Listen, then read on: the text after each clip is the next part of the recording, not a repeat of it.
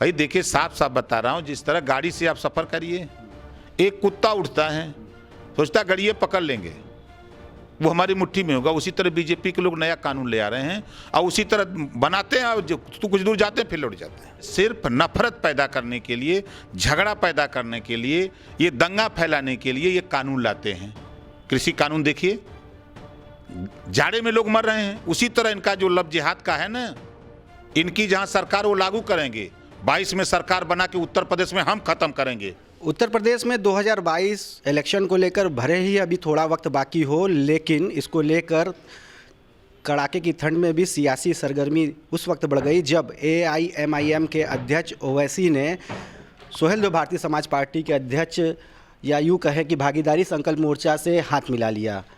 अब क्या रणनीति है आगे चुनाव को लेके, चूँकि ओवैसी आपके साथ आ गए हैं और उनको कट्टर मुस्लिम वादी नेता कहा जाता है, और आप पिछड़ों की और अल्पसंख्यकों की बात करते हैं। देखिए, जब भी कोई अपने हक की बात करता है तो उसको या तो देशद्रोही लोग कहते हैं। जब देश की आज़ादी के लिए लोग लड़े तभी उनके साथ वही हाल हुआ। तो जो ओवैसी जी हैं वो मोर्चे में शामिल हुए हैं। हम प्रदेश में समान शिक्षा, निःशुल्क शिक्षा और अनिवार्य शिक्षा, निःशुल्क स्वास्थ्य, घरेलू बिजली का बिल माफ़ करने के लिए हम लोग उत्तर प्रदेश में पूर्ण शराबबंदी को लेकर एक साथ हुए हैं। वो भी दुखी हैं, हम भी दुखी हैं। 43%, 43%, 43% अति पिछड़ा वोट है उत्तर प्रदेश में, 22% वोट अल्पसंख्यक का है। ये मिला करके हो जाता है 65, बचता है 35। जो 35% वाले लोग हैं, ये लोगों को अब दर्द हो रहा है। ये लोग कह रहे हैं ओवैसी कट्टर हिंदू विरोधी है। अगर वो कट्टर हिंदू विरोधी है तो फिर ओम प्रकाश राजभर भागीदारी संकल्प मोर्चा के नेतृत्व में चुनाव लड़ने की बात उन्होंने किया और तैयारी।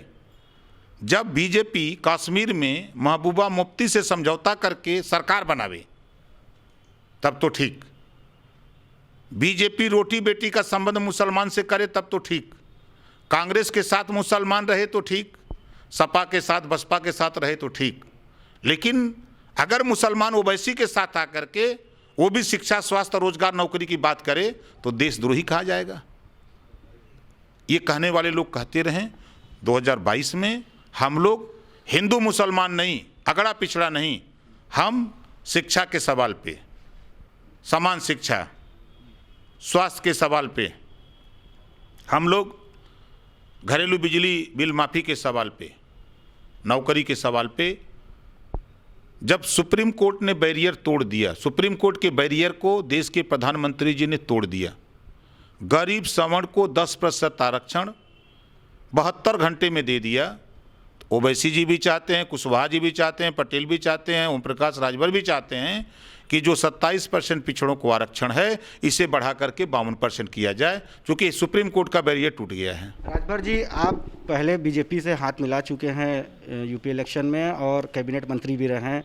किन्हीं कारणों से आपका नाता टूट गया और ओवैसी कभी न कभी जहाँ भी चुनाव लड़ते हैं कहीं ना कहीं से वो फ़ायदा पहुँचाते हैं बीजेपी को, उनको वोट कटर की भी उपाधि दी गई है। तो कहीं ऐसा तो नहीं आपको जनता संदेह की नज़र से देख रही है, कहीं आपकी और बीजेपी में या एनडीए के साथ कोई इस तरह की रणनीति बनी हो कि ओवैसी को साथ में मिला लिया जाए और बाद में फिर जाके मेलजोल हो जाएगा?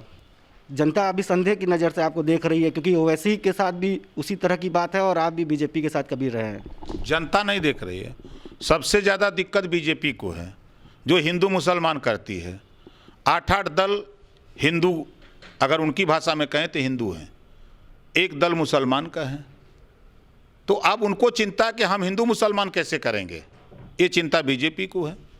समाजवादी पार्टी, बसपा, कांग्रेस, ये सिर्फ मुसलमानों का इस्तेमाल किया है, उनको अधिकार देने की बात आई है तो ये लोग मुकर गए हैं। लॉ जिहाद कानून को लेकर भागीदारी संकल्प मोर्चा या सोहेल भारतीय समाज पार्टी की ओर से आपकी क्या रणनीति है? क्योंकि अब लगातार बीजेपी शासित जो प्रदेश है वहाँ पर ये लागू होता जा रहा है। यूपी के बाद अब एमपी में भी हो गया है। और इसको लेके खास तौर से जो AIMIM के अध्यक्ष ओवैसी जी, उनका साफ नाराज़गी है कि इनका कहना है कि कानून का मजाक उड़ाया जा रहा है। तो आपका क्या स्टैंड है? 100% जो बात ओवैसी जी ने कहा है, हम 100% उससे सहमत हैं। संविधान के दायरे में, जो संविधान में व्यवस्था है, जो वयस्क हो गया उसको अधिकार है संविधान में। ये सिर्फ नफरत पैदा करने के लिए, झगड़ा पैदा करने के लिए, ये दंगा फैलाने के लिए ये कानून लाते हैं। कृषि कानून देखिए, जाड़े में लोग मर रहे हैं, उसी तरह इनका जो लव जिहाद का है ना, इनकी जहां सरकार वो लागू करेंगे। 22 में सरकार बना के उत्तर प्रदेश में हम खत्म करेंगे, नहीं लागू होने देंगे। क्या तकलीफ क्या है इससे? अगर दो लोग स्वेच्छा से अगर एक साथ शादी कर रहे हो या किसी के साथ ज़बरदस्ती हो रही है और उस पर कानून लागू हो रहा हो, तो उस पर आपको क्या तकलीफ है? तो कहाँ कानून नहीं था? आज भी अगर किसी के साथ जबरी करिए तो कानून है कि नहीं है? मुकदमा लिखा जा रहा है ना, जेल जा रहा है, सजा उसको मिल रही है ना। ये कौन सा कानून लेके आए हैं? ये कौन सा कानून लेके आए हैं? नफरत पैदा करने वाला, ये आपस में लड़ाने वाला, ये दंगा कराने वाला कानून है। यूपी के मुख्यमंत्री और यूपी सरकार को 104 पूर्व जो नौकरशाह हैं, IAS अधिकारी हैं, धर्मांतरण विरोधी अध्यादेश के खिलाफ पत्र लिखा है कि उनकी खिलाफत की है कि इसको हटाना चाहिए। आपका क्या मानना है? वही बात तो मैं कह रहा हूँ, जब संविधान में जो व्यवस्था है, संविधान से हट के ये कानून बना रहे हैं। ये संविधान को, बीजेपी संविधान को नहीं मानती। अगर इस संविधान को मानती तो बलिया में पाल की हत्या हुई, अपराधी को क्यों संरक्षण दे रहे थे बीजेपी के लोग? हाथरस में बेटी के साथ बलात्कार होता है, अब पूरी बीजेपी लग जाती है, मुख्यमंत्री तक उसमें इन्वॉल्व हो जाते हैं। जांच होनी चाहिए। CBI ने दूध का दूध पानी का पानी कर दिया ना, कि चारों ने उसके साथ रेप किया, उसकी हत्या किया, और अभी भी मुख्यमंत्री करें कि नहीं, गलत हुआ। उसको बचाने की फिराक में पत्रकार जाए तो मुकदमा, नेता जाए तो मुकदमा। ये कौन सा है? 104 जो IAS ऑफिसर नौकरशाह लोगों ने पत्र लिखा, इसको कितना आप सही मानो? सही है। ये नया कानून बनाने की कोई ज़रूरत नहीं है।